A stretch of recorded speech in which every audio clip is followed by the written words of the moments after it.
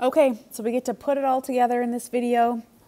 We're going to do a graph, and then we're going to write functions when we are given a graph. All right, graph g of x equals -2 times the absolute value of x plus 3 plus 4. So what do we know about the graph just from that? Well, it's an absolute value function, so I know it's a v-shaped graph.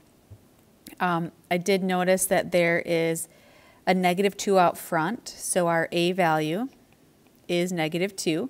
That tells us there's a reflection because of the negative. And because that 2 is greater than 1, it also has a vertical stretch. And a vertical stretch is going to make our graph more narrow. Okay. We also have an x plus 3. When we add in a constant to the x right there, that is going to be a horizontal translation.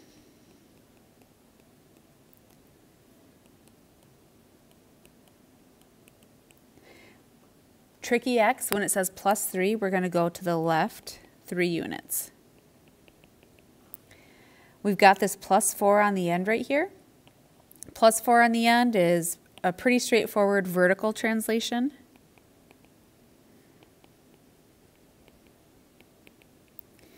And because it's plus 4, we're going to go up 4 units.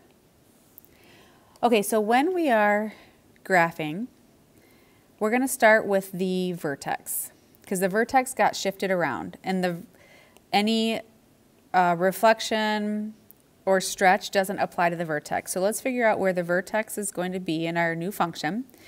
It starts at the origin in the parent function, but we're going to translate to the left 3 units and up 4 units. So we're going to plot that new vertex to the left 3 units and up 4 units. There's where our new vertex is. From here, we're going to use our a value to get the rest of our points. The reflection told us that it was going to open down, and then that -2 just helps us get the pattern of points. If your a value is -2, from the vertex, you're just going to, maybe I'll put a v so I remember that's where my vertex is.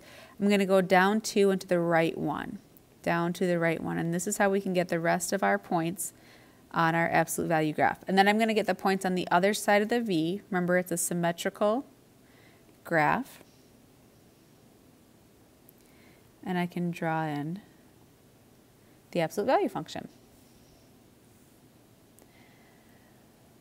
Okay, so how do we write our own function given a graph? So step 1 is going to be to find the vertex.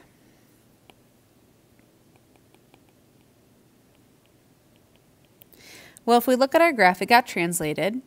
Parent function has it at 0, 0, so it went to the right 4 and up 1. So our vertex is at 4, 1. Step 2 is, I'm going to write step 2 up here because I think we need a bit more space. We have to find the a value.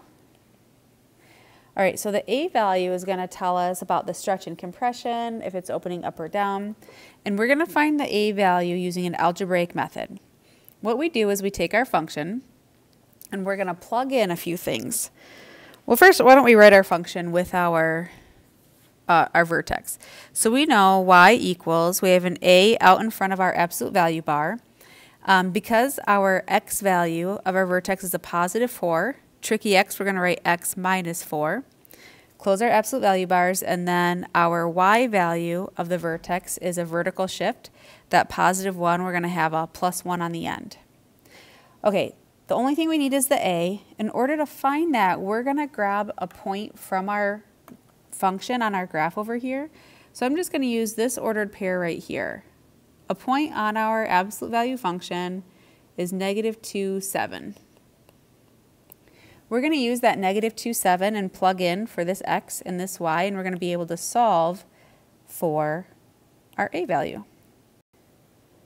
So we're going to plug in a 7 for the y equals a times the absolute value of the x's. Did you guys notice what I did? Over here, that's not a -2, that's a positive 2. So our x is positive 2 minus 4 plus 1. 7 equals, I just continue to simplify. 2 minus 4 is a negative 2, so we have a times the absolute value of negative 2 plus 1. The absolute value of negative 2 is a positive 2, so we have 2a plus 1, and then we just solve for a. We'll subtract 1 from both sides, so 6 equals 2a. Divide both sides by 2, so our a value is 3. We can check that looking at the graph. You know, we're at the vertex. If our a value is 3, we should be able to go up 3 over 1. So up 1, 2, 3 over 1. Oh, great. We're on our v. Can we do that again? Up 1, 2, 3 over 1. Perfect. So our final function is going to be this, but now we know the value of a. So I'm just going to write it over here. Y equals, our a value is 3 times the absolute value of x minus 4 plus 1. All right, we're going to do that process again down here. Make sure we have the hang of it. So remember, step 1 was to find the vertex. Our vertex is at negative 1, 2. All right, step 2 is to find a.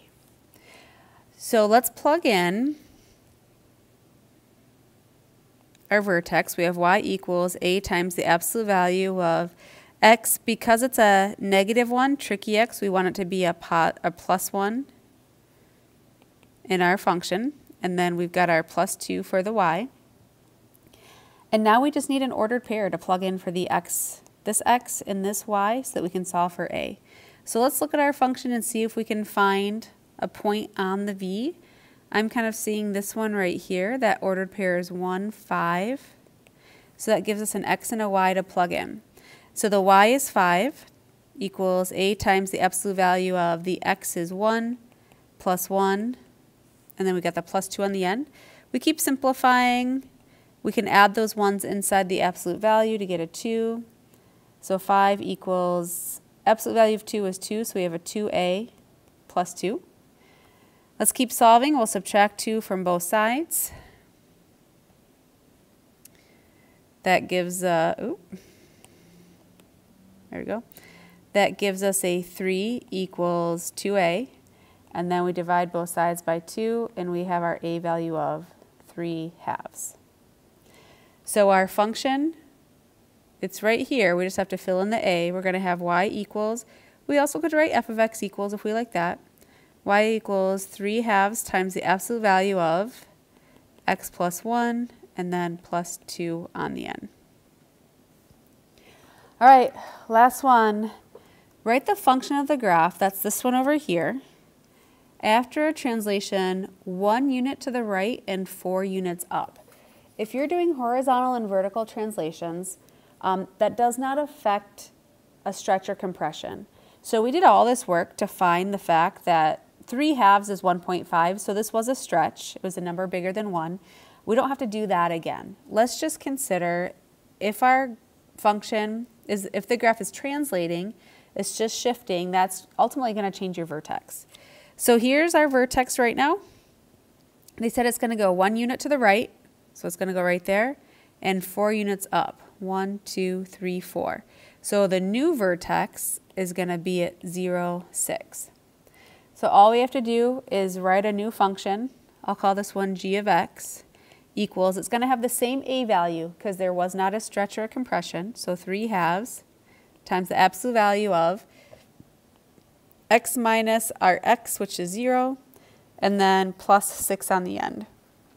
Now that x minus 0, we can simplify that. So we can just say 3 halves times the absolute value of x. We don't need to write in the minus 0, and then plus 6 on the end. And there you go.